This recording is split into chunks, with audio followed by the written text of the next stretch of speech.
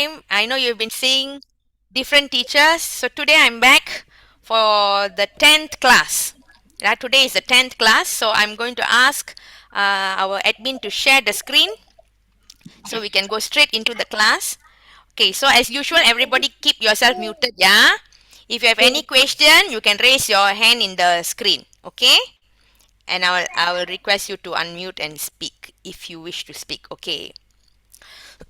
So this is, as you know, the Vedic Education Program 2022, organized by SUGAM Samskara, where I'm from.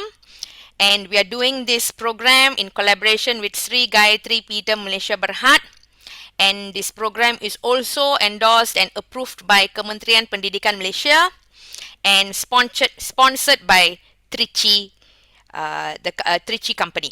So thank you very much to our sponsor and our partners in this program, which we are able to bring to you for so many weeks. Next slide, please. And today marks the 10th class of the Vedic Education Program. We will start off with the universal prayer in English and Tamil. There will be a recording played. Please follow along the recording and read the words on the screen. Yeah. Okay, now we will go to the universal prayer. O adorable Lord of mercy and love, salutations and prostrations unto Thee. Thou art omnipresent, omnipotent, omniscient. Thou art Satchit Ananda, existence, knowledge, bliss. Thou art the indweller of all beings. Grant us an understanding heart, equal vision, balanced mind, faith, devotion, and wisdom. Grant us inner spiritual strength to resist temptations and to control the mind. Free us from egoism, lust, greed, anger, hatred, and jealousy. Fill our hearts with divine virtues. Let us behold Thee in all these names and forms. Let us serve Thee in all these names and forms. Let us ever remember Thee. Let us ever sing Thy glories. Let Thy name be ever on our lips. Let us abide in Thee forever and ever. Om Tat Sat. Om Tat Sat. Now we go to the Tamil Samarasa Prarthane, the same thing in Tamil. Go ahead. கருணையும் அன்பும் நிறைந்த இறைவா, எல்லா உயிர்களிலும் ஊடுருவி எங்கும் நிறைந்து சர்வ வல்லமையும் பொருந்திய சர்வக்ஞ ஞான சச்சிதானந்த பரம்பொருளாம் உம்மை வணங்கி பணிகின்றோம். மெய்ப்பொருள் காணும் உள்ளம், சமநோக்கு, நிலை பெற்ற மனம், சிரத்தை, பக்தி, ஞானம் இவைகளை எங்களுக்கு அருள்வீராக. ஆணவம், காமம், பேராசை, கோபம், வெறுப்பு இவைகளிலிருந்து எங்களை விடுவித்து எங்கள் உள்ளங்களில் தூய தெய்வீக குணங்களை நிரப்புவீராக. எல்லா உருவங்களிலும் பெயர்களிலும் உம்மையே தரிசித்து சேவை செய்வோமாக. எந்நேரமும் உம்மையே சிந்திப்போமாக. என்றென்றும் உமது புகழை பாடுவோமாக. எப்போதும் எங்களது நாவினில் உமது திருநாமம் விளங்குக. என்றென்றும் உம்முள்ளே நிலை பெற்று விளங்குவோமாக. ஓம் தத் சத். Okay, next slide, please.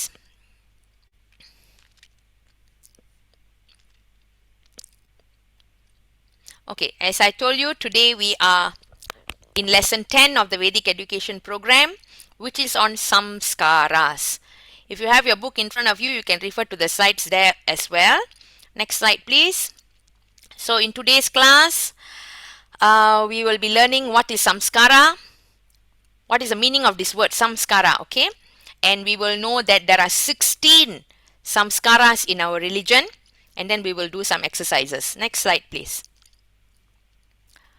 Okay, so I've explained this. So can we go to the next slide?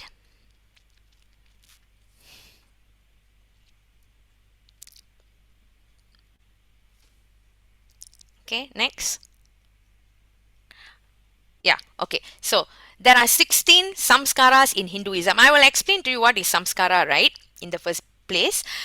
But this picture is showing you some of the samskaras that uh, you can commonly see in your life and in the life of your family members. Yeah, we have 16 such samskaras. You will understand further as we go along. Can we move to the next slide? I will first explain what is samskara. Okay, so what is samskara? Samskara is a Sanskrit word, okay, and it's a very important word in our Hindu religion. Okay, after today's class, when somebody asks you what is samskara, you must be able to explain. So listen carefully to understand what is it. Okay, samskara, if you want to translate very accurately, it is rite of passage. The words in bold here, rite of passage. Rite of passage, or a ceremony that occurs when you leave one level of life and enter to another level.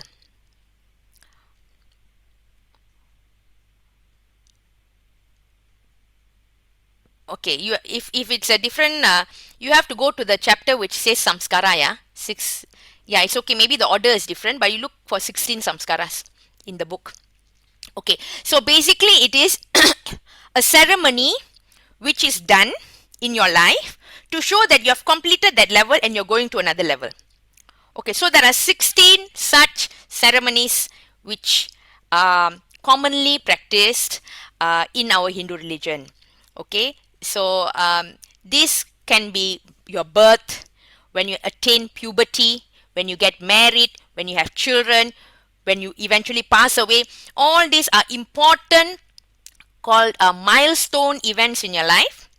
So when it happens, there is a ceremony involved for you to indicate that, yeah, I'm leaving the old level of my life behind and moving on, taking a new step to a new, what do you call that, a new stage of my life. Okay, As we hit your puberty. sorry, yes, Mina. As you hit puberty. My Yes, name that. is Vandana. Okay, Vandana. You want to rename so I can call you correctly. Yes, when you attain puberty, that's one of it. Okay, so like this, there are 16 ceremonies that are conducted in our lives and as part of our religion. Okay, of course, out of this, some samskaras are not as grand. For example, your wedding. If it's a wedding, it is done very grandly. Some of the samskaras are done very privately, just in the house. Some samskaras you call everybody that you know and conduct it. So every samskara is different, okay, and it has a different purpose for it. And we will be going through the 16 samskaras to explain to you uh, how and why it's conducted. Okay, and why do we need to do this samskara? When you do this samskara, it gives you an indication. It is actually like a self reminder to yourself to say that, hey, for example, right, when you attain puberty, it is when you do the ceremony, it gives you an indication that, okay, I'm leaving my childhood behind now. I'm taking a next step. It's a different part of my life now. Okay, similarly, when you get married, there is a change of your status and a change of your what do you call that, your standing in society. So every samskara helps you to grow, helps you, that ceremony helps you to feel that, okay, I'm moving up. Okay, okay, if you don't have it in your book, it's all right. Yeah, look at the sites, just look at the site. Maybe we'll share this to you later.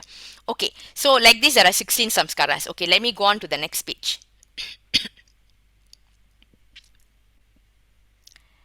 Next, please. Okay, so you can click all until all those things come out. There'll be 16. Yeah, okay, that's it. Okay, back. Okay, so I told you there are 16 samskaras. So these 16 samskaras cover 5 main levels of our life.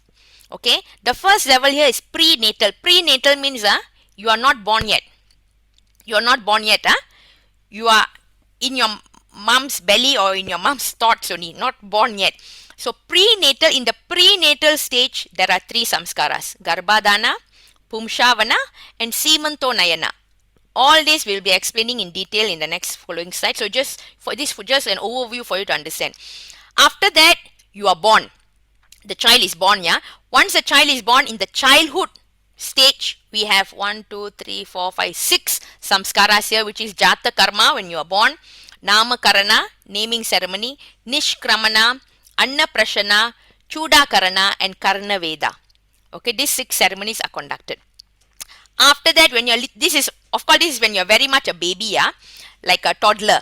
Okay, then when you are at the stage where you're able to read and write, or start writing, when you are maybe going to kindergarten, like 5 plus or 6 years old onwards, we start with the next level or the education stage, which is number 10 to number 14, Vidyaramba, Upanayana, Vedaramba, Keshant and Riddu Suddhi, depending male or female, and Samavartana.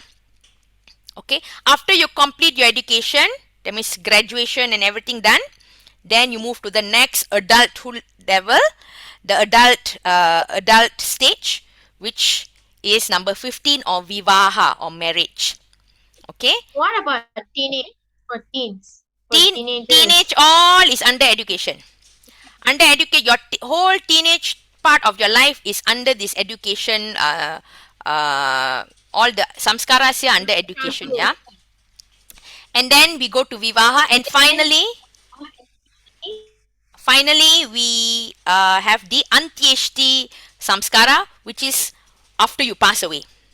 Okay, so if you notice, right, all these samskaras you are not doing for yourself. Okay, of course, prenatal, your father and mother are doing, thinking of you in mind, yeah. When you are a baby also, number 4 to 9 also, you are too small to know anything. Your parents are responsible to conduct all this for you, including the Vidyaramba 10 to 14 also. Mostly it's the parents who are initiating all the samskaras and conducting it for you. Okay, marriage also, even though you may make a choice of your choice of your spouse, okay, your partner, in your life partner, but the marriage itself, you see, in Hindu culture, the parents or the parent figure are so important in the marriage. With the Kanya Dana, and I mean, there's so many ceremonies inside the Vivaha ceremony where the parents are actually conducting it, okay, for you. And of course, when you pass away, you can't do anything for yourself. It's your children who are doing it for you now. So you will see that the samskaras are arranged so beautifully that actually you are always doing it for somebody else, or somebody else is doing it for you. You are never doing it for yourself. Okay, and if you notice, between 14 and 15, Arjun, you have a question, I will call you in a bit. After 14 and before you get to 15, and between 15 and 16, the gap seems very big.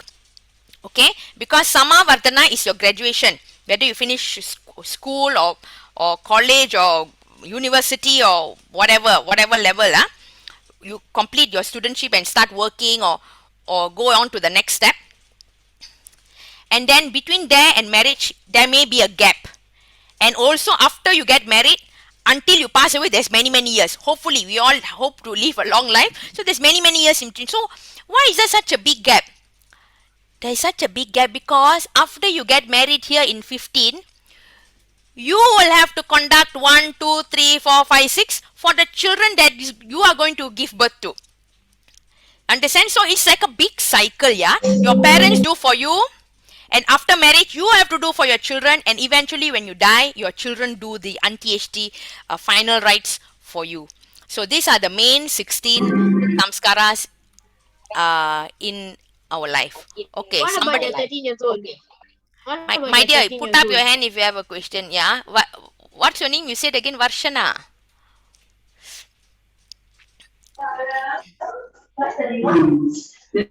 Watching. Okay, I'm going to straight go into Garbhadana. If you have any question, please keep it in your heart, or you can put it in the chat, because I don't want to lose the flow. Okay, at every stage of your life, you will have a different samskara, yeah. So the first samskara here is Garbhadana. This one involves a newly married couple.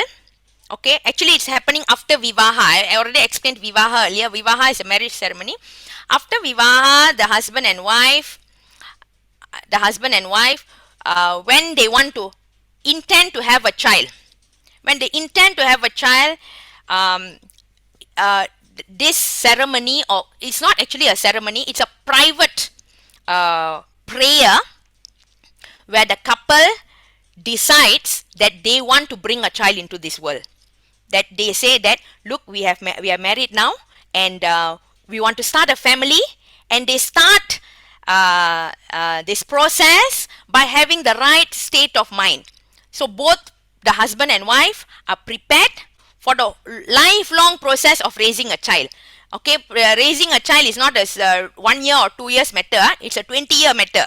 So everybody needs to have the right state of mind before the child comes into their life. So this is a private ceremony between the husband and wife. It's actually not a ceremony, it's just a prayer thought that saying that we are ready to take the next step, garbhadana. Okay, so I'm going to go to the next slide.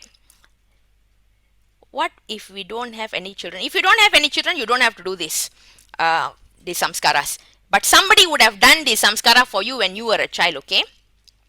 Okay, and of course, number 1 and number 2, it's not commonly practiced. Yeah, the Garbhadana and Pumshavana, which is this number 2 samskara, it's not commonly practiced, but it's in our 16, so I'm obliged to tell you about it. Okay, so Pumshavana is generally done during the 3rd month of pregnancy. This one, okay, the baby is already in the belly, and at the 3rd month of pregnancy, for the first pregnancy, the first child, a prayer is done so that a good child is born in the family, a child which will carry the good name of the family, and bring fame, wealth, good name, Aishwaryam, all these wonderful things the child will bring to the family. We pray for to have a good and healthy child. Okay, so in our scriptures, it's of course indicated that a male child is preferred, because in those days, when the female child marries, they completely break away from the family and join the husband's family. But in today's world, whether male or female child, okay, we will take care of both families, the family of our husbands and our own individual families as well. So as long as we bring good name to both sides of the family, okay, and take care of the family lineage. Okay, so during this ceremony, a thread is tied on the wrist of the mother, the would-be mother, to protect her. This string you can get in any temple. You know, right? Many temples, for during any prayer ceremony, the priest will tie some string. Maybe some of you also got strings in your hands now. Okay, what is a string for? Yes, yeah, I can see your red string. Yes, a lot of you will have strings in your hand. Why the priest ties string for you? Okay, the string is tied because a prayer is done in the temple for protection. Yes, that's right, Shruti. Okay, it is prayed for protection to keep us safe. So it is actually put even as when you are a child. When you are a kid also, you already have, it can be worn throughout your life. But especially important to be worn when you have a baby in your tummy, because you're protecting not only yourself now, you have to protect also another life which you're carrying. Okay, so this is done in the 3rd month of the pregnancy. Hello, teacher. Yes, can I call Shivesh Kumar first? Shivesh Kumar, you have a question? Rakshana, I'll call you after this. Yes, Shivesh. Yeah, I came late because I went out. I kind of missed everything. So, what is the tajuk? Okay, So the tajuk is 16 samskaras. There are 16 ceremonies that we have to do in our life to show that we have finished one level of our life and we are moving to the next level. So the first slide was Garbhadana, where the husband and wife, before a child is born, they are praying to God, saying that God, we are ready to have a child, we are ready to bring a child into this world, to have an additional person in our family. A prayer is done. That is number 1. This is the second one which I just talked about, to pray for the protection of the child and to pray that a good child is being formed in the womb of the mother. Okay, now we'll go to the next one. But somebody else had a question just now. Teacher, last time I used to wear the string, but I don't like it very much, so I took it off. Yeah, but there's a reason why the string is tied. The string is tied not because it's not, I know it's not fancy like a bracelet, but it's tied to protect you. So you must believe that the string is there to protect you. What string? String, people, sometimes you go to the temple, the priest will tie a string on your hand, on your wrist. No, I've never. Okay, so yeah, that you will see it in But some I do of your have a necklace. you mean tied by the temple, in the temple? Yes, No, teacher, I have like a necklace, like a bead, like a some sort of brown bead on the end. I normally wear it to exams for good luck. Oh, okay. Yeah, same concept, but this is a string tied on the wrist. Uh, Arjun, yes, please unmute and ask. what's a parent figure? Parent figure is, okay, I know I used the word parent figure just now. Sometimes when the parents are not there, for example at your wedding, right, if the parents are not there, someone else can stand in on their behalf. For example, your uncle and aunt, okay, someone else whom you look up to as your father and mother. That's what parent figure. This is done only in the absence of your birth parents, okay. That's what parent figure means. Okay, I am going to move to the next slide. Arjun, put your hand down. Thank you. The third samskara now, that means the third ceremony that is done, is called Semanto Nayana. Semanto Nayana literally means hair parting. Hair parting means you will see a lot of Indian women, we part our hair in the middle. We take the line in the middle, okay, and you will see that sometimes you will see some people put the kungumam, put the sindur, okay, you know what's kungumam, right, in the middle of the at the parting of the hair. Okay, so this ceremony is done in the 6th to 8th month of the pregnancy. 6, 7, 8 months. Okay, that means the belly already quite big. Okay, and it is actually performed again for the protection and health of the mother and also the baby in the womb. So this ceremony involves this one. This one is commonly practiced here. We commonly practice. We also call it valakapu. Valakapu in Tamil ceremonies, we call it valakapu. Valakapu is when the women of the family will come and wear bangles for the would-be mother and bless the mother to have a safe delivery. Okay, and also actually it's prayer and it's also giving strength to the mother. And usually this is also done in order to give some courage to the mother, and always done only for the first pregnancy, because the first time even the mother is very frightened now what's going to happen when the delivery takes place. We have no experience in all this. So when you have this gathering of Simanto Nayana or Valakapu, okay, it gives some courage to the new mother who is going to give birth soon, where she feels that she feels a bit strong. Okay, thinking that all these ladies here also have gone through it, I will be fine. They give her courage that don't worry, everything will be good. Okay, and also they bless her with good health for herself and for the child. Okay, Dashini and Vaishnavi, yes. Why do for the first try, not for the second, third, or? Okay, because this one is done, as I told you, every time when we want to do something first time, we will be very frightened. For example, first time you want to go up the stage and sing a song. Oh my God, you go up, your hand all will be shaking, So frightened to open your mouth. But once you do it second time, you already have an experience of doing it the first time. Second time, you're not so frightened. Okay, so there is no hard and fast rule. If you want to do Simanto Nayana for every pregnancy, you are most welcome to do it. But it is most important for it to be done for the first time. Subsequent times is optional. Okay, I hope that answered your question. Teacher, Yes, Jeevandiran. teacher, for the wedding, if no uncle or auntie or parents come, can there be sister or brother like that? Can, it must be somebody older. Okay, somebody older. Next. fourth samskara. Next slide, please.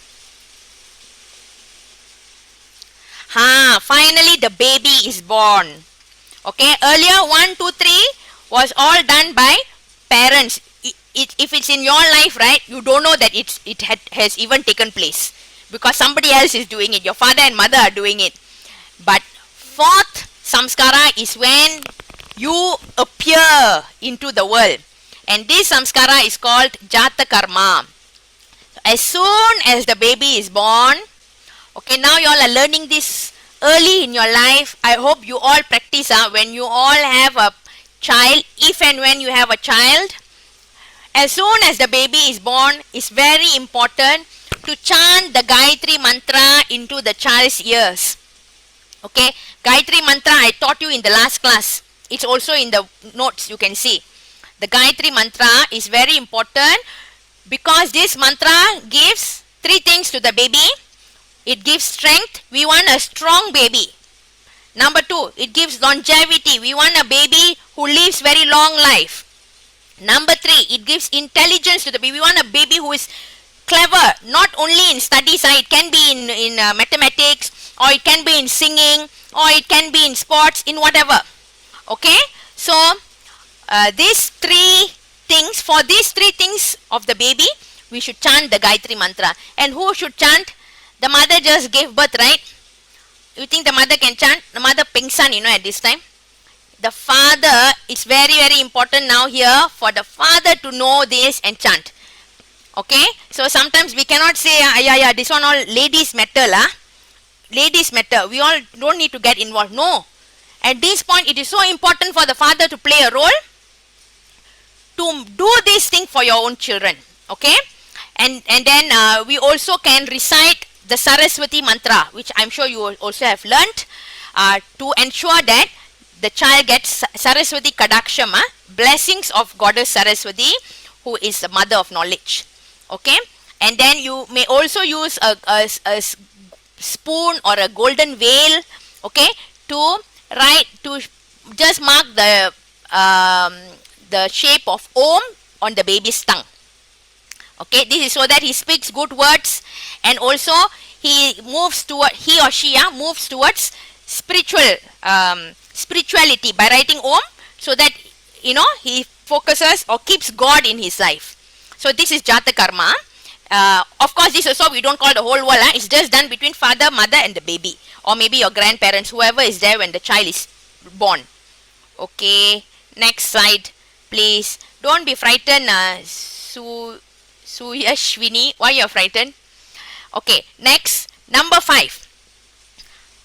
After 10 days, 11 days.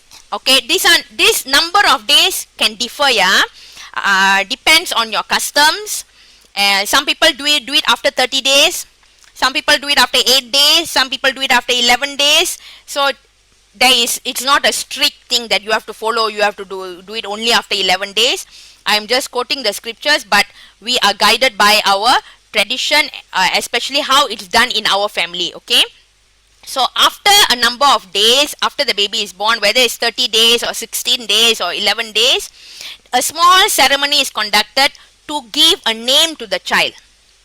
Okay, so name giving is very important because this identity or the name will stick with you until the day you die. Yes or no? Unless you go and change your name later with the Jabatan Pendaftaran, the name that your father and mother give you, it will stick with you for your whole life.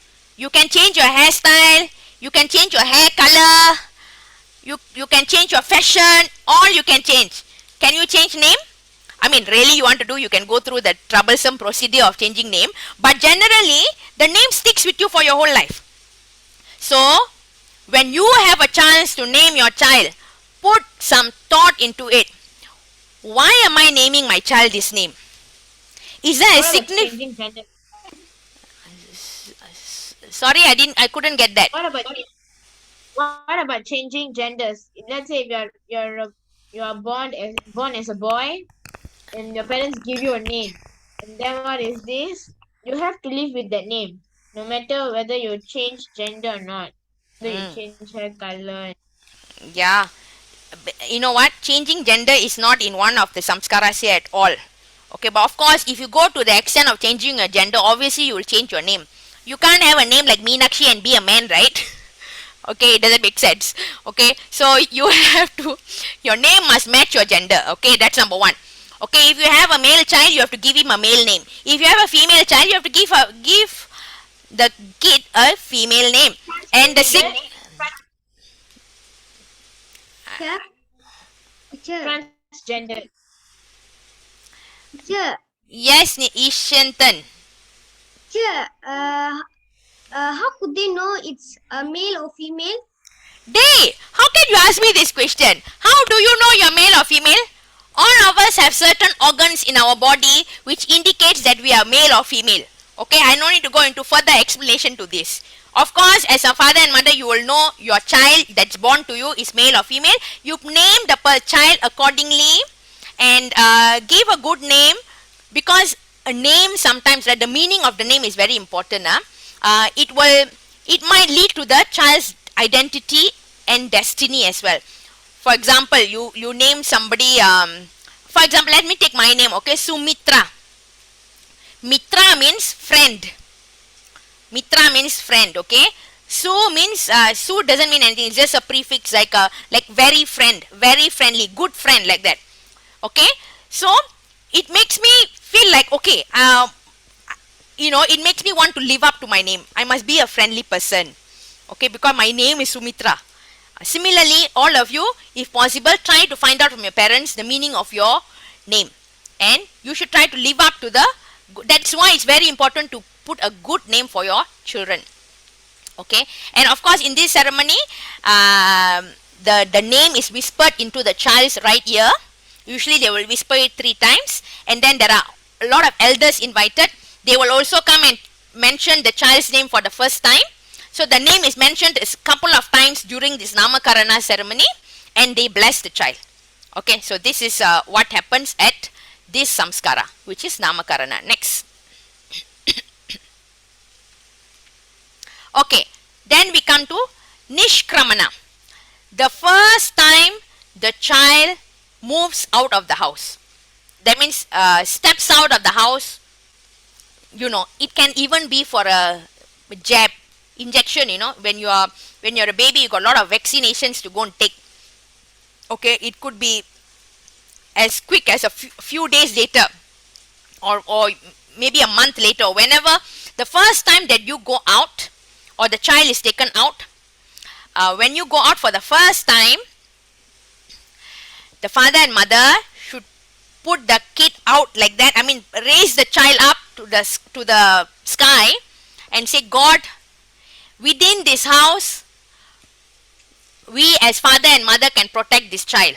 But the moment we step out of this house, oh Lord, who is all pervading, Lord, who forms the nature, the sky, the sun, the moon at night, all of you, please protect my child. This is the prayer that is done the first time the child steps out of the house.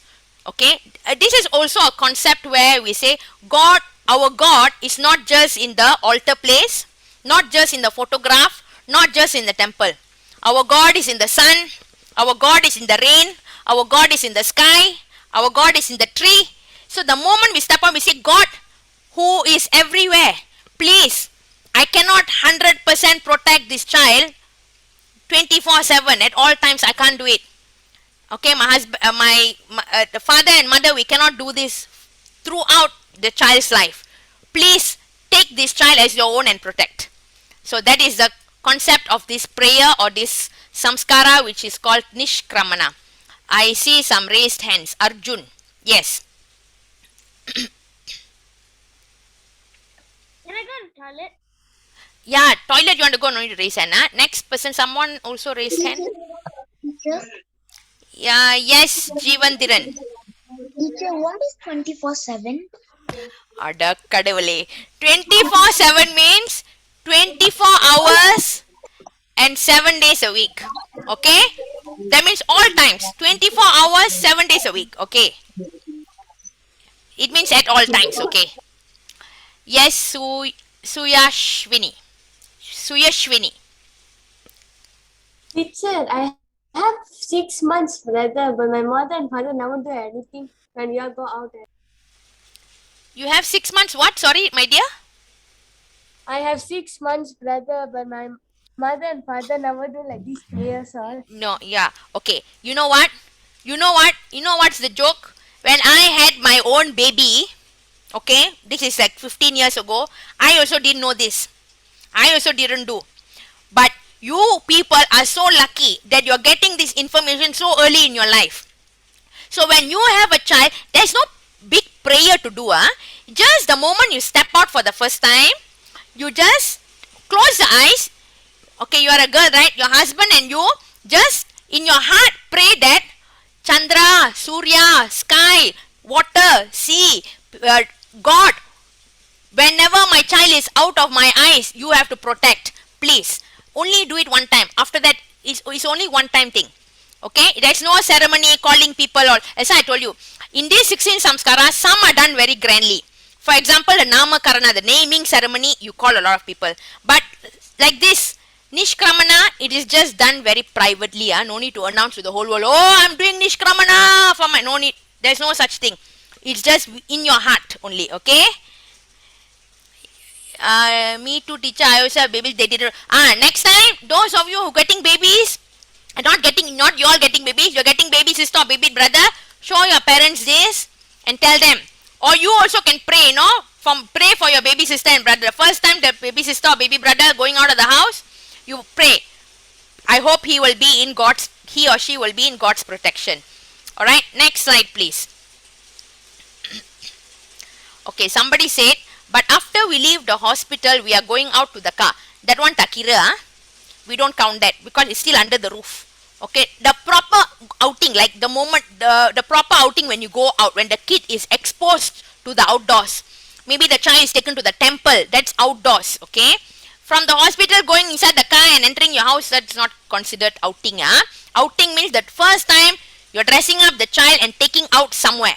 Okay, then we go to the Annaprashana samskara. This is also a very commonly done samskara. I think many of you would have seen this thing happening for your little brother or sister if you have a little brother or sister. This is done in the 6th or 7th month of the child's life, where the child takes a first taste of solid food. Okay, so this solid food can be porridge, can be nestum, whatever, baby food in the jar, whatever. But the important thing is this food, before being put into the child's mouth, it must be offered to God first. When you offer something to God, that food, it's not just nestum, it becomes prasadam. It becomes what? Prasadam. Prasadam means something that is offered to God. So that means the first food that the baby is putting in the mouth is something that is coming from God. So you can do it in the temple. You just take the bowl of porridge or what, give it to the priest, tell you're doing Annaprashana. All priests will know this. They will do a normal puja and everything, arati, bless the food, and then the food comes back to you and you feed your baby at the 6th or 7th month. Okay. If you're not going to the temple, you can even do it in the house. Put it in front of your altar, put the food in front of the altar, say some prayer with your whole family, and then feed the child. Okay, so this will start the lifelong process again of eating, right? Where the baby slowly weans off means slowly stops drinking milk alone and starts to try other foods. All right, somebody's hand is up again. Arjun. Yes. Arjun, you have anything? Okay, Danya, yes. Sir, do we call people from outside for this ceremony? This one you can call your family members. Okay, you can call your close family members. Usually it's not really done very grandly. In these 16 samskaras, the thing which is done most grandly is the vivaha, the wedding ceremony. Others, it depends on your preference. It depends on your preference. Even weddings now, vivaha also, people are not calling the whole world. It is really, really very flexible. There is no rules how many people you must call or who you must call. It is up to you, as long as you conduct it, because importantly you're not doing it for the people, you're doing it for the baby, right? So the people who you feel is important to be present there in the baby's life, you call all those people. Okay, next slide. Arjun, do you have anything to say? Your hand is up, otherwise you can put your hand down. Okay, next we come to the eighth samskara, which is chuda karana. Chuda karana is the motte ceremony. You know motte? They shave your head bald. Okay, I hope all of you got your head shaven bald when you were a baby. I'm Yeah. sure, I'm sure all would have done this. Okay, your parents would have. You don't remember also, your father mother would have done it. Either they take you to Batu caves, or they take you to some temple, or maybe they call the barber to the house and shave also can. Whatever said and done, everyone would have gone through this chuda karana or hair shaving ceremony. Another word for it is mundan. It's also called mundan ceremony. So this is typically done during the first 3 years of the child's life. Again, the time frame here is very flexible. There are people who do it when the child is much younger. I did it for my children when they were 3 months old. So it's really very, very flexible. Importantly, you got to do it at least one time for the kid. Okay, so when you do this, you shave off the first hair that the child is born with, and what does this signify? Because we all know in our religion there is something called past life. Past life, we have left one life and we have come into a new life as a baby. So when you shave off the hair, you are actually, it's an indication to say that all my old, the past, I'm throwing away. I'm starting a new life. Okay, just like my new hair, I'm starting new traits, good things, and a fresh beginning. Okay, so this is the significance of the chudakarana ceremony. Why teacher na? What do you mean by why teacher? I just told. We are actually indicating that the child is starting off a fresh life, because before this baby was born in your life, okay, there was a previous life for this baby.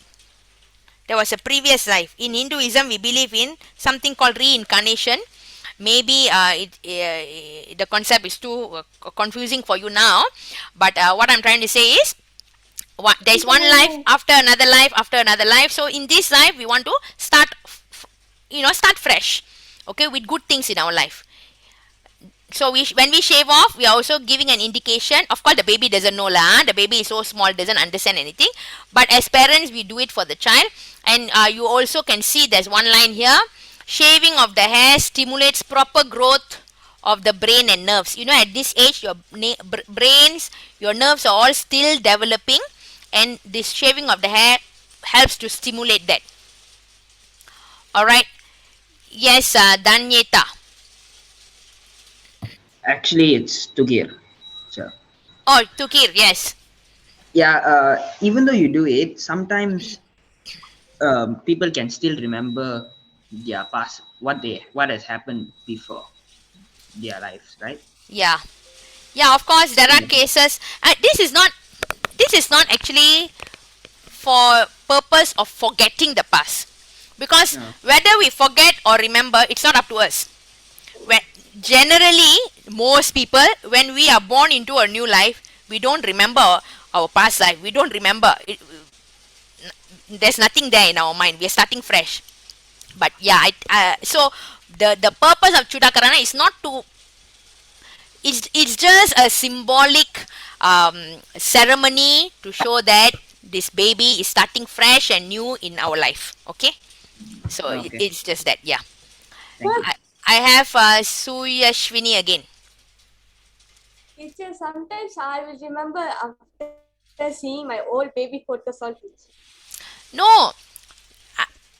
Okay, when I say past life, I mean, I'm not saying your past when you were a kid. I'm talking about way before you were born. Okay, I'm sorry. This topic is getting too way out of hand. So let's just leave it. Okay. Teacher, Yes. Getting so I know, teacher. I saw in YouTube that video about reincarnation. Yeah, this is I'm talking about reincarnation. But basically what you got to know now for this, don't confuse yourself, Shwini. It's very simple. When we shave the baby head, we are telling the baby that you are starting fresh new life with us in your life as your family, as your father and mother. Okay, Dylan Raj, why you're confused? There's nothing to be confused. Okay, everyone goes through this hair shaving ceremony. We shave so that we get new hair growth. Okay, stimulate the nerves near your brain, near your head area, and also to indicate to the parents that this baby is starting fresh with us in our life. So the baby we know is not the baby we know. Danyashri, we need private tuition after this. Okay, next slide please. Okay, next ceremony is Karna Veda or ear piercing. Quite often the Mundan ceremony or the Chudakarana just now, the Bota ceremony, and the Kadukuttu ceremony or the ear piercing ceremony, also called Karna Veda, is done together at the same time. Okay, optional. Yeah, you want to do two separate ceremonies, you want to observe it as two different samskaras, or you want to merge it and do both the samskaras at the same time, is up to you. Okay, so this is done. um, this is done, what do you call that, usually in the odd years or the odd months of the child's life. That means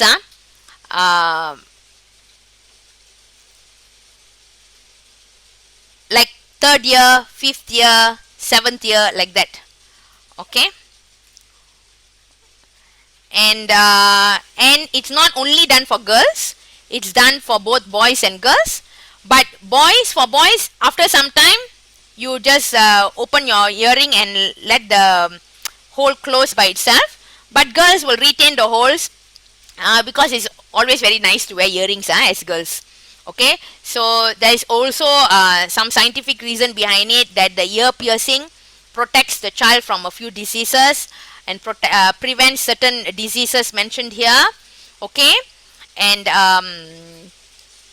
yeah, as I said, it can be merged with the Mundan ceremony, which I mentioned as the Samskara number 8. So 8 and 9 can be done together, the Bota and the ear piercing. Okay, next. Okay, next we come to the, this is the remember in the first slide I showed you that there were 5 different circles, right? This is the search circle, the education circle, where you are a little bit bigger now. This one you already have some awareness, you know what's going on. And this is called Vidyaramba. Vidya means knowledge, Aramba means starting. So the moment when you start to learn, okay, we do a little ceremony. This again, no need to call the whole entire world. You can do it in your house, you can do it in a temple, where okay, stop the chatting in the chat box.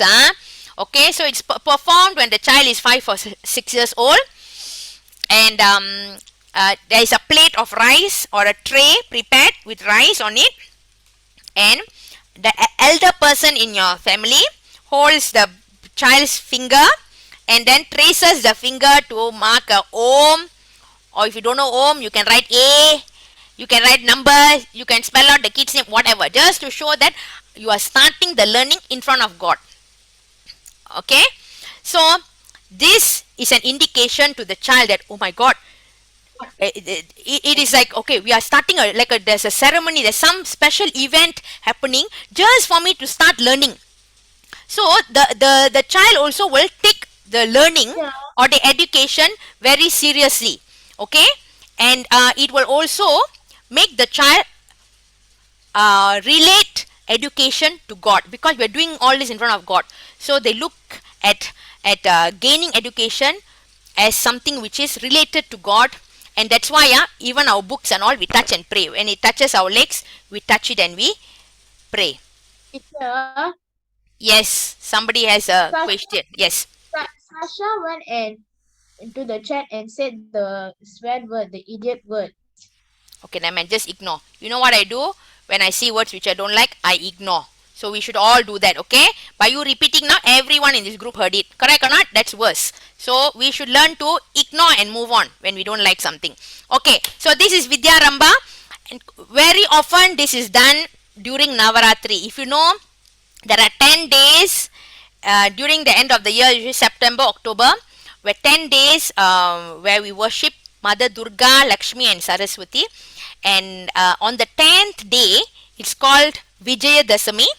And during this day, it's very auspicious to do this Vidyaramba ceremony. Yes, Danya. Teacher, is this optional? Yeah, this is optional, but it's very good to do it. It's all right if nobody did it for you, my dear. I am teaching you all now so that when you grow up and you have a child one day, you will know that your teacher taught us, when we have a child, this all we must do.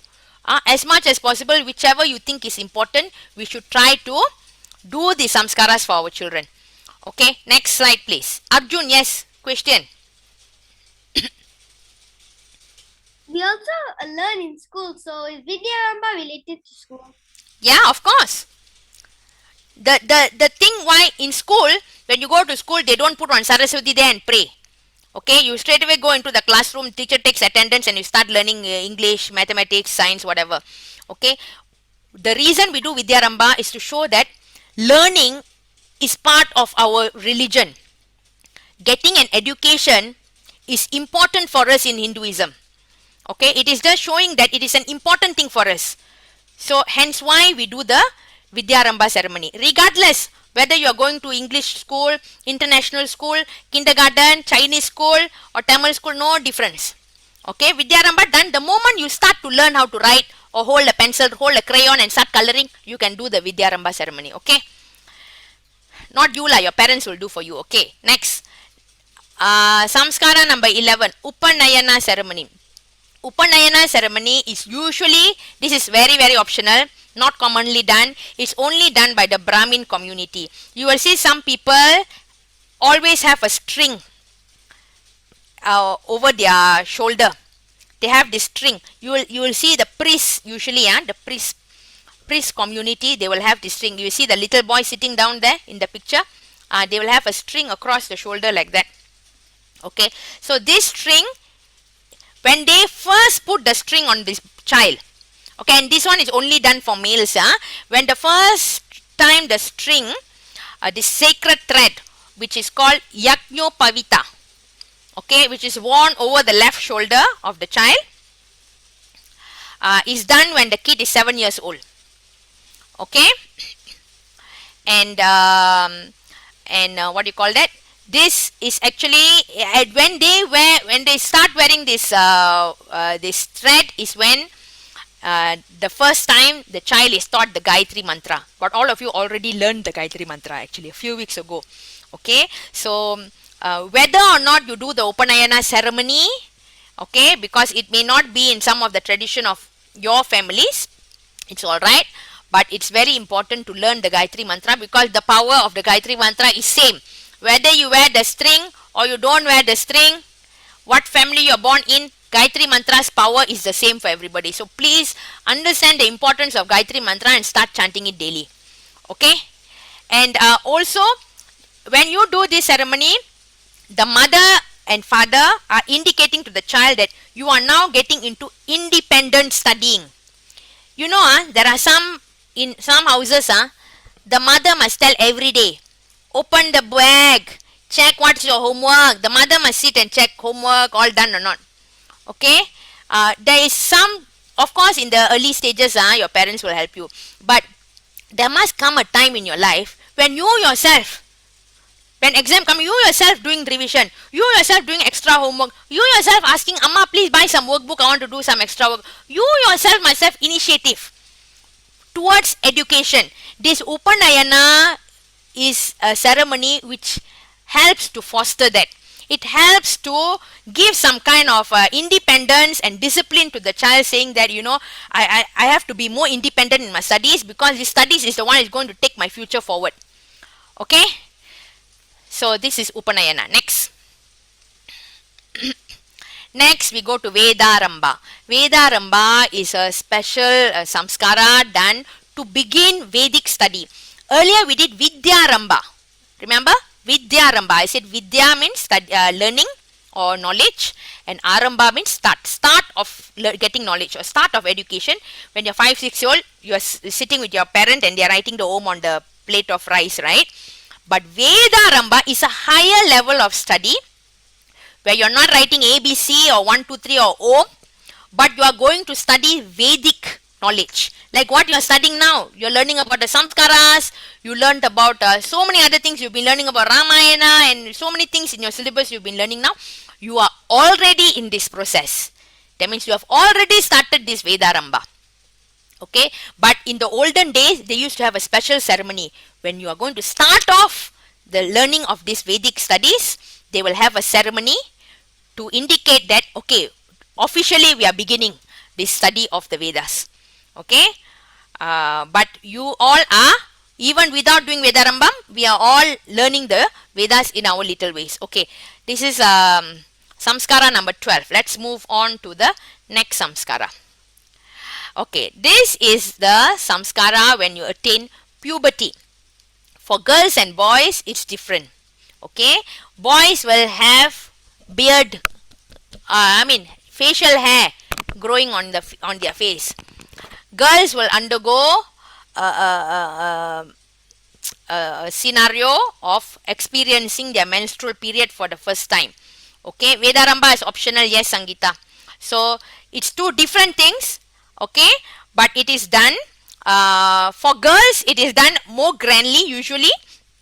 Okay, when to mark this event, basically the women of the house will dress the girl up. Okay, and there are some rules that she must follow. It is just showing her and giving her an indication that she's a grown up girl now, and she must take care of herself in a better way. Okay, yes, a lot of you girls would have gone through this, where there is a small ceremony in your house, or your parents invited people, or they didn't invite people, they just bathed you in the house. Something would have been done to mark it. Okay, the grandness of it is not important, how it was done is not important, but something would have been done to mark it, and that's important. So for the boys, the first time that the kid shaves, that is the ceremony for Keshanta. Keshanta or Godana, it's either two words also can be used. Usually an older male person, it can be an elder brother, it can be your father who guides you in this. Nobody takes a shaving thing and go and shave on their own for the first time. Usually an older male person will guide you. It can be an uncle, grandfather, elder brother, anyone. Okay, so it's different for girls and boys. I hope I don't have to explain further about this. Next slide, please. Okay, this is very, very, very, very, very important.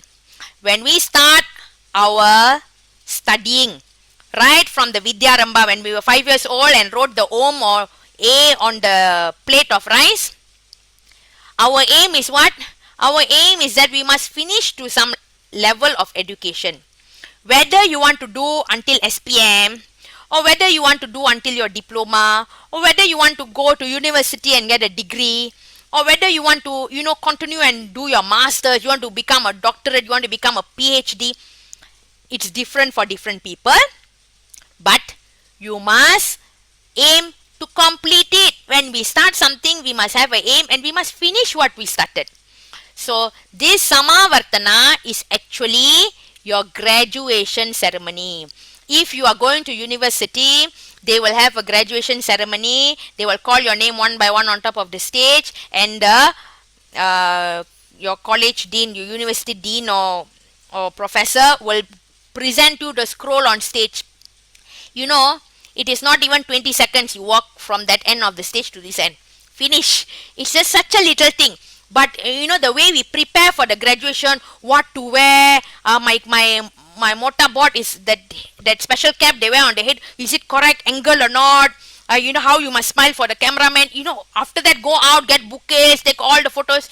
We make such a big deal out of it. Why we make such a big deal out of it? Because this Samavartana is marking a very important part of our life, where we are finishing our education and we can move on to the next level. Suyashwini, yes.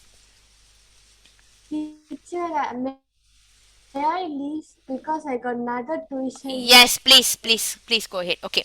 So, the moment you finish this, you are actually ready to move on to the Grihastha Ashrama. I also explained the 4 different ashramas earlier. The studentship, which is the Brahmacharya. Remember? Brahmacharya, Grihastha, what's the third one? Vanaprastha. Vanaprastha. Yes, Vanaprastha and moksha. and no, not moksha, sannyasa. You're mixing up that other 4. And sannyasa, these are 4 levels of the human life, 25 years each, right? So the end of studentship usually ends the brahmacharya stage, and you can move on to the grihastha. That means you are ready to start a family if you want. If you want, if you don't want, you can continue living as you like, but you can go and start earning, making a living for yourself, and chart your future, how you want your life to be. You are an adult now. Yes, Yashwini, something else you have to ask? Yeah, moksha is under purushartha, you're right, Shrutika. Okay, no, put the hand down already. Okay, so Samavartana is very important. You can, we mark it either with the graduation ceremony, or your parents can do a puja in the temple, can do an archana, can call your family for dinner, something, a ceremony to indicate that you have completed this. Okay, next. Yeah, every stage the ceremony is different. I told you, some ceremony, some of the stages, some of the samskaras is very private event. No need to tell anybody, just between the husband and wife. Some of the ceremonies you can do grandly, but how grandly you want to do again is up to you. Okay, the important thing is we must try to do something to indicate that this thing has happened, to mark that something has happened. Okay, and that brings us to this very important samskara, which is vivaha ceremony. A lot of people nowadays, young people, they just move in together and start living together. They are like a married couple, but they don't go through this vivaha ceremony. So that is against our religion. It's against our Hindu culture. Okay, in our Hindu culture, this samskara is very, very important, because when you do this in front of people who are important to you and your spouse, okay, it is actually marking that you both are committed to each other. You see, when you don't tell anybody, right, when you do it secretly, you have no pressure to uphold it. You understand what I'm saying? For example, you you you don't tell anybody, I'm going, okay, just say you want to be vegetarian, right, on Friday, but you don't tell anyone. It's a secret in your heart only. So suddenly when you see the KFC, they're giving KFC in school that day, it's a Friday, actually you want to be vegetarian, but because nobody knows anyway, and I'm not in the household, and I eat the KFC. You know why? Because you didn't tell anyone. If everyone knew that you are vegetarian, you would have felt shy to take the KFC. You know why? You already told everyone, hello, I'm vegetarian today. So when the KFC come, you're like, there is something to stop you. Okay, so some things we cannot do in secret. Okay, some things we must inform people, because you know why? Society or family or people around us will help us to be in the right path. Okay, and when we do it in front of people, we have some kind of commitment which we have to hold on to. Okay, so this marriage ceremony of vivaha is something which is very important, where we take a promise in front of public, in front of a lot of people, that the husband say, I am committed to you, and the wife says to the husband, I am committed to you. You are for me, I am for you. We will work together for the welfare of our family and go in the right path. Yes, Rakshana. Teacher, is this when they get married, then they live a happy life, teacher? Yeah, this is the one, they get married and they live happily ever after. Okay, Arjun. Is it okay if we don't get married? Yeah, if you don't want to get married, it's all right. If you don't want to live with a life partner, you just want to be alone, that's up to you, of course. Hey, it's a free world, you can do what you want. But if you want to have a life partner, then you make sure you do this. Okay, if you decide to have a life partner, then you must do this. If you decide, no, I think I'm very happy on my own, please go ahead, no need to go through this thing. Okay, Somebody asked, so this ceremony must tell everyone. What you mean by everyone? Huh? No, you tell everyone. Who you think is important to you and must be there to witness this, you tell them. Okay, I told you the grand, how big you want to do the ceremony is really, really very optional. You can call 10 people and do it. You can call, 200 people and do it. You can call 1000 people and do it. It's up to you. Okay. If I've answered your question, you can put your hand down. Next slide, please. We are coming to the last samskara. Yeah. Okay. I'll talk about that. Not married and going to sannyasa after this. Let me finish this first. So the last samskara is when our life ends. When our life ends, this one, of course, we cannot do for ourselves. Our next of kin. Next of kin means your children or your grandchildren or your, whoever is around there at that time. They will perform this for you, where your body is offered for cremation. Cremation means it's burnt in fire. Burnt in fire, and it is actually indicating that our body without the soul in it is actually nothing. It's just ashes. Okay, our body without the soul in it. Once the soul leaves the body is nothing. You can burn it in fire. It's nothing. It's just like a shirt. It's just like a shirt you're wearing. There's no life in it. Okay, that's why it's burnt, to indicate that the soul has left the body. The person we know who was living in that body has left. So now we do the ceremony to get rid of this body. Okay, and we offer it back to the soil or to mother nature. Okay, and there are lots of ceremonies. This one usually a priest is involved to guide the family on what to do, how to do, when to do it. And then there is a couple of days, there's a number of days which they have to do certain things. It's a long, this is a very lengthy rite, just like the vivaha. So there's a lot of steps to be done for the antyeshti, and at the end of it, the ashes are collected and placed in, usually in a holy river, or in Malaysia we go to Port Dickson, or we go to the waterfall or somewhere and do it.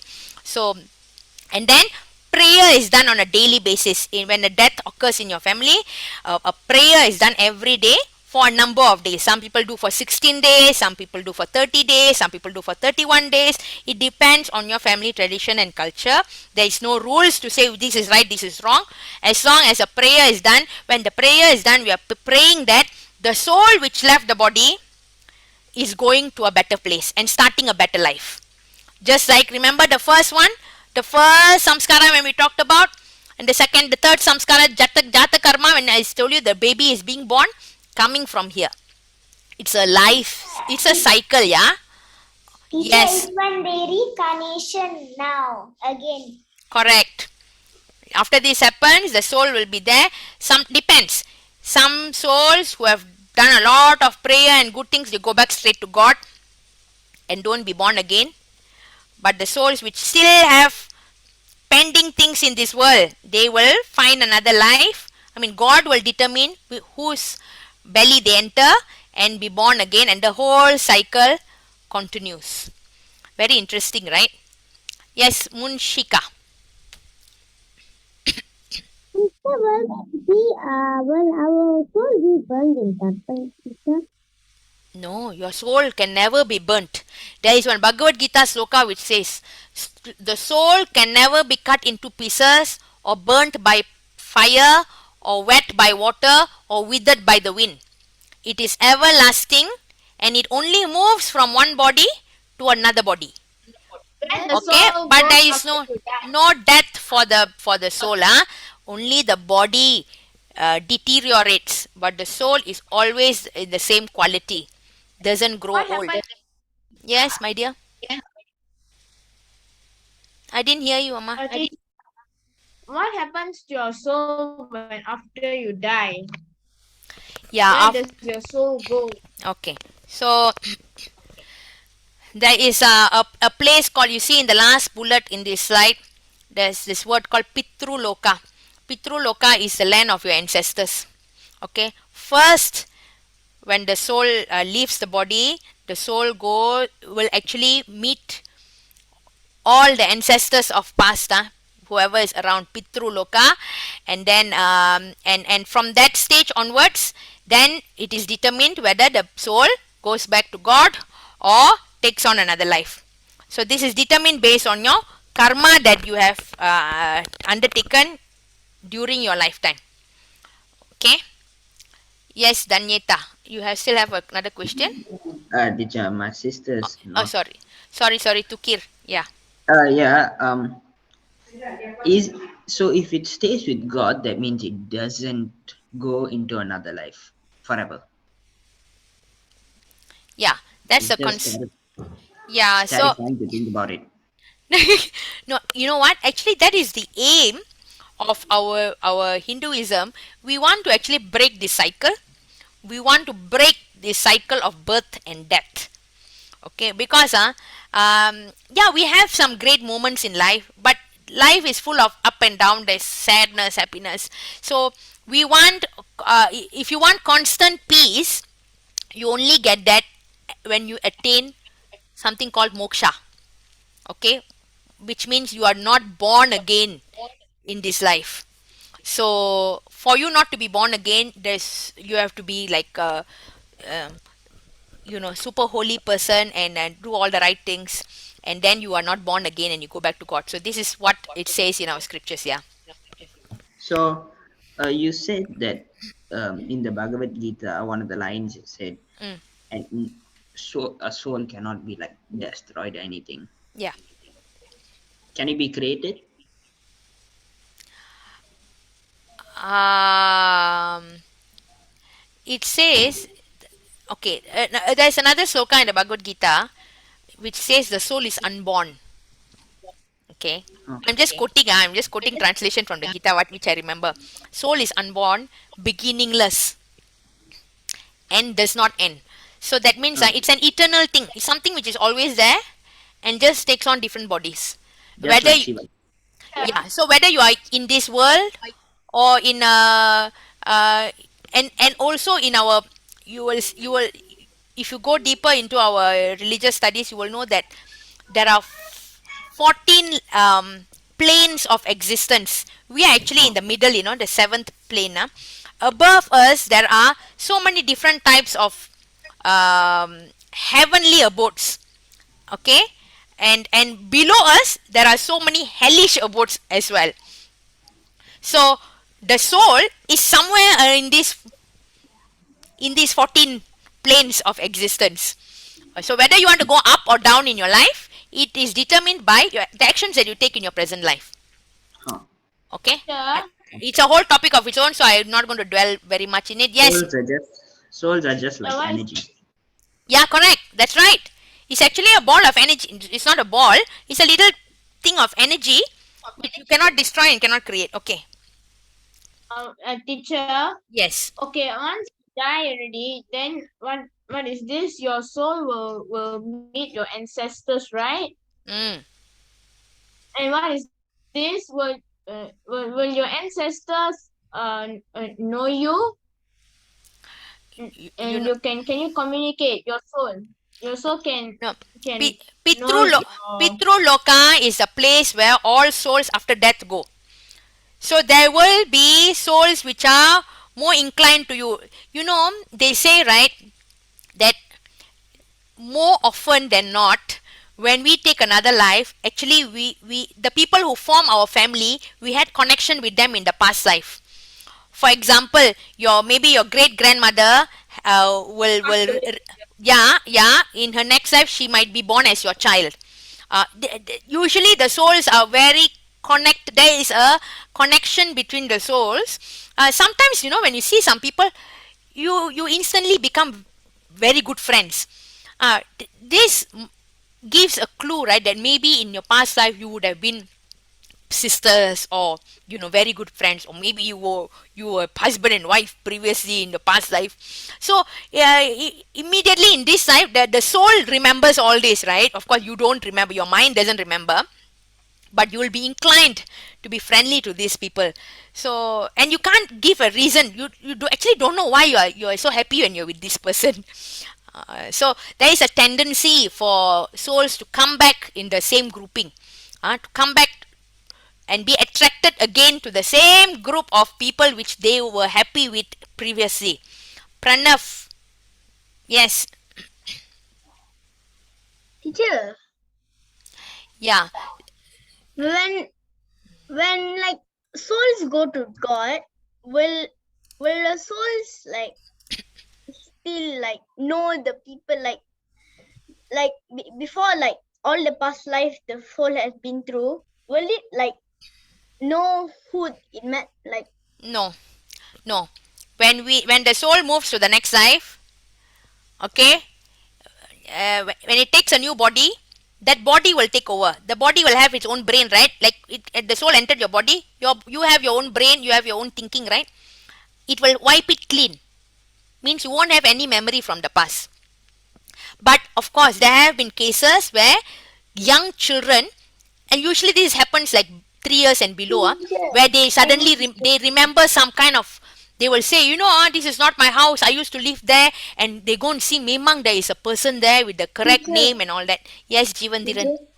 I saw the video about that teacher. Yes, Yes, teacher. yes. It doesn't happen to everybody, but there are cases. So to answer you, So teacher, Pranav, to answer you very simply, we don't remember.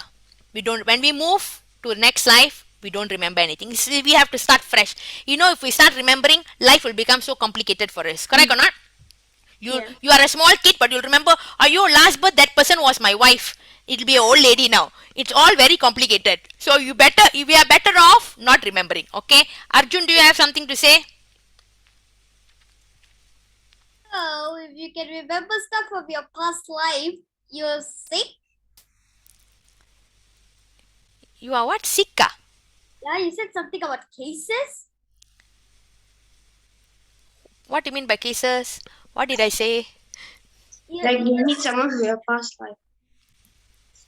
Oh, that kind of cases. Oh, yeah. So, no, there are kids, very young kids, who just happened. They mean when their soul came into their body, they carried the remembrance of their past life. There have been cases. You can go on. Jivandran just now just shared that. He's seen some video. You can see on YouTube. There are people who have shared their past life stories. Oh yeah, I remember this guy. This 4-year-old boy said he was Princess Diana. Okay, so we're not going to talk about that because I have an exercise for you all now. Can we go to the next slide? And I want you all to try this now. Okay, it's a quiz. Next. Okay. I want you all to take a piece of paper. There's number 1 to number 6. I'm only going to give you 6 minutes. That means only 1 minute per question. Think about which words which are in the boxes at the bottom fits this question 1 to 6. Fill in the blanks. No need write the full answer. Just write number 1, what's the answer? Number 2, what's the answer? I'll give you 5 minutes to do this. Okay? I'll be right back. I'm gonna go and get the paper. Yeah. Be fast, quick. When you come, you must have paper or pencil or some stationery. You must have with you. Quickly. teacher, the person who I like the most, Mm. let's say it's something to do with the soul, that means that must be the person who I like, that person's must be one of my family members, right? Could be, not must be. Could be. We never know Oh for sure, my. my dear. We never know for sure. Who knows for sure? We can't remember things. It is just a possible explanation. Okay? Okay, quick Oh do. my I'm only god. giving all 5 minutes. Okay, hurry up.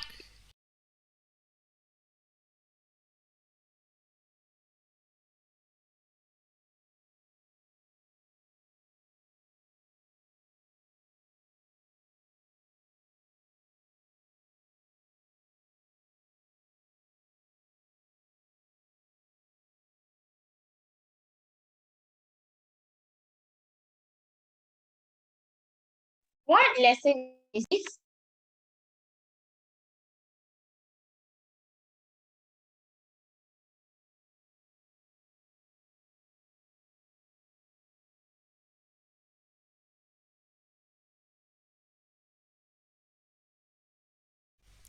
Okay, 2 more minutes.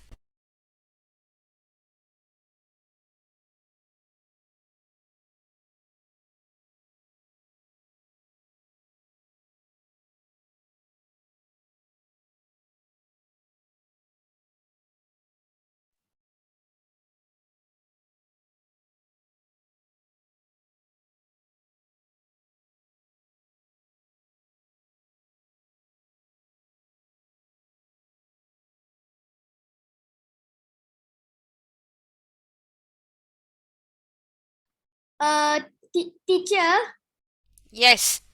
do we have to fill in the blanks with the words from No need to write just number one, just write the answer.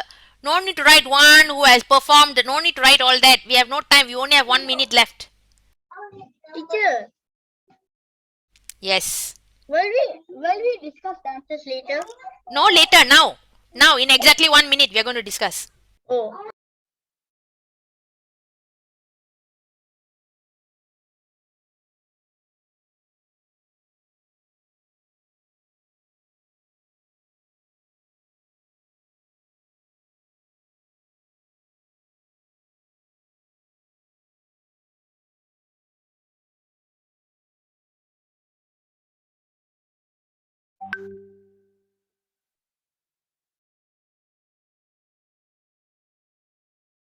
Okay, it's time to discuss the answers. Anybody who knows the answer for number one, you can put up the hand. One who has performed, put up the hand, don't unmute first. One who has performed the Sama Vardhana Samskara is called a. Oh, I didn't tell this just now. Nobody knows the answer. Okay, let me give. Is it Godana? No. I think it's Satakana. It is Vivaha. Hey, Vivaha is marriage. I think it's Satakana. Yeah. Ennakana. Day, you're changing the word. It's called Snataka. It's the Snataka. 1, 2, 3, fourth box from the left. Snataka. So that means a graduate. Sama Vardhana Samskara is actually when you finish your education. The ceremony when you finish your education. Once you finish your education, in English you are called a graduate or whatever, right? In Sanskrit, you are called a Snataka. That means you have completed one level of education. Snataka. Okay, number 2. Dash blank is an important samskara by which an individual enters the second stage of life. Here, second stage of life means from childhood you're entering into adulthood. From childhood you're entering into adulthood. What is this samskara? Where you finish your childhood and entering into adulthood. Vivaha? Very good. Vivaha. Yes, Sarvesha also answered on the chat correctly. Vivaha is the correct answer for number 2. Number 3. The primary commitment of a householder's life is to. That means after Vivaha, you are called a householder. That means you have husband, wife, you have a family. What is the primary commitment of a householder? Dada? Who said Dharma? Dharma is very correct. Me. This one, Dharma. yes, Shruti. Dharma teacher. Yes. Remember, we learned about Dharma in the previous lesson. I told you, Dharma is very, very important to uphold in your life. So, the commitment of a householder's life is to uphold Dharma. Okay. So, Dharma is the right answer for number 3. Number 4. At the time of marriage, the man wears how many sets of the sacred thread to include his life partner? Two. Is it 2? Are you sure? Actually, it was in the notes just now. Three. No. Three. See? I asked you, are you sure? Are you sure you're changing your answer? It's actually 2. One is for himself. Another set is 2. He's wearing it on behalf of his wife. Okay? So he wears 2 sets. But of course, these are not every community. Certain communities who wear the sacred thread. Okay? They wear 2 threads after they get married to include the life partner. Next one. Keshanta Samskara is also known as Keshanta is the Bota one. Godana. Yes, Godana. Okay, Godana. correct. That is number 5. Number 6. Blank is the last samskara. It consecrates a person's death. Yes. Antyeshti. Antyeshti. Okay, Antyeshti. Number 1 is Snataka. Number 1 is Snataka. Somebody asked what is number 1. Okay, number 1 is Snataka. The last one is Antyeshti. Okay, next slide, please.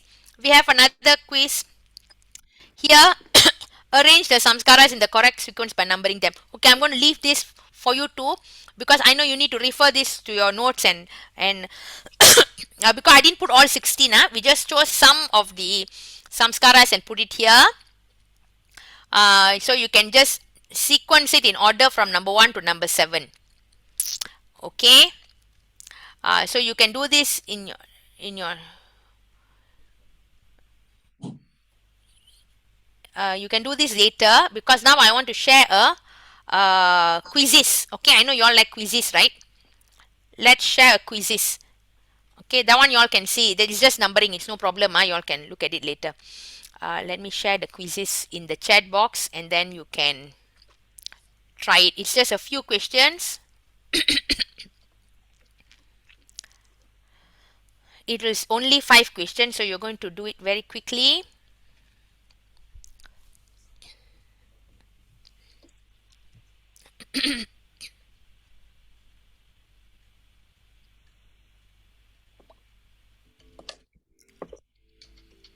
Teacher, we have not received it yet. Yeah, because I haven't put yet. Wait 1 minute. 1 minute. Okay, please don't spam in the group, because then everyone will lose this link. Okay, just click the link and go and join the quiz now. We only have 5 minutes. I'm going to give you 2 minutes only for the quiz. Quick. What's the meaning of spam? Muruga. Spam means giving all these unwanted comments in the chat box. That's what spam means. Oh. Okay, have you all clicked the link to join the quizzes?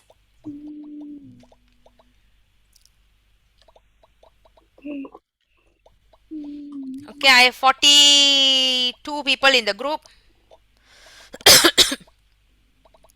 Enter, teacher. You want to see my screen? We have 56 people.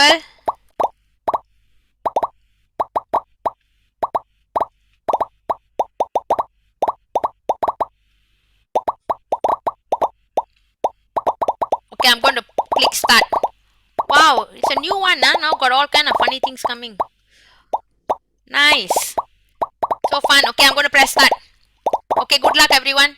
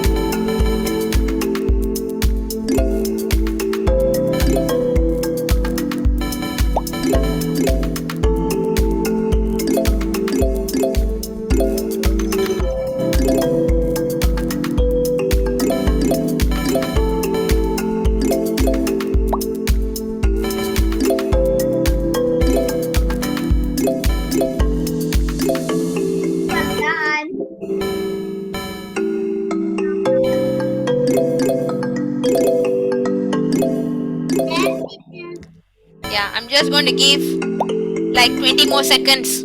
Only 5 questions, okay? Very quick. And then I want to discuss the answers.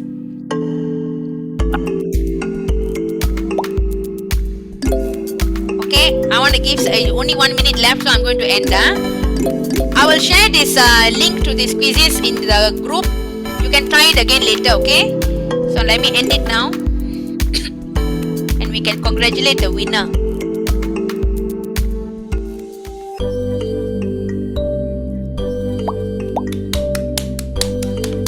No presents, but just clap from the teacher, okay? Okay. Wait, I want to go to the answers. 1 minute. Yeah.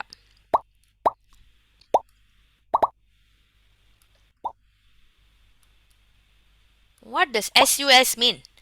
Nowadays, I don't understand the words, the terms that is being used. Oh, The it's SUS suspicious teacher. it's a meme also. SUS Is it? suspicious. Okay, anyway, hello, I only got 1 minute. Okay, let's. Samskaras are the rituals prescribed by wait, what is it? Talk sound. Change the little emoji Yeah. thingies, teacher. The little emojis popping up everywhere. Okay, here. Samskaras are the rituals I'm in class. prescribed by Hindu scriptures to prepare an individual to the next stage of life. True or false? Of course, true. I told you these are all little ceremonies to tell us that okay, this stage is over, we are moving to the next stage. Okay, this stage is over, we are moving to the next stage. So like this, there are 16. Okay, but of course, not all we do it. We can pick and choose, but some are more important than others. As I told you, Vivaha is important if you intend to get married. Antyeshti is very important for you to do for your people who have passed away. Like Namakarana is very important.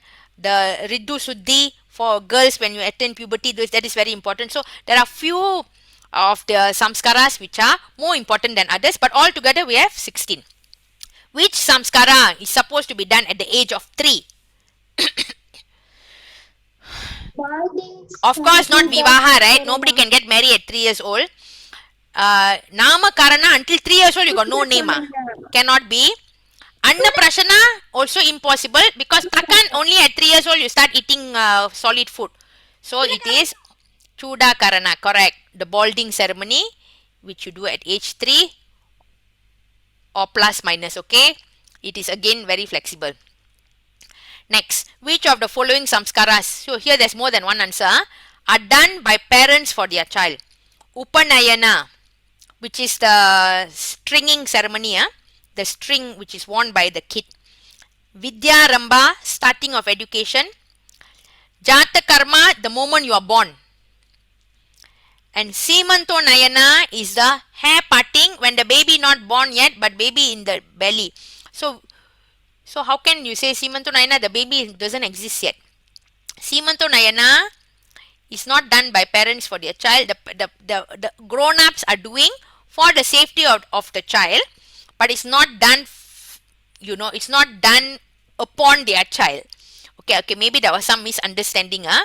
It's not done in the presence of the child or for the I can't say for the well-being, in the presence of the child or when the child is there. So things which are done by parents for their child when they are already there in physically is Upanayana, Vidyaramba, Jatakarma. Simantanayana, baby not there yet. Okay. Right. The samskara where two people take an oath for the practice of self-restraint to work together for the welfare of their family and dharma and help each other attain spiritual peace is called what? Vivaha. Okay. Nobody gets married to have headache and heartache. We want peace. We want good times. Okay. We want to have a family life. And we want to have commitment to each other. This practice of self-restraint. It means what? We cannot go on dating other people already now, right? We have already committed to one person. And this samskara is called Vivaha. Upanayana, Namakarana and Antyeshti are all different samskaras. Nothing to do with this, okay? And that is the end of the questions. So I'm going to stop share. Okay. And that ends our class for today, but we need to take some photographs.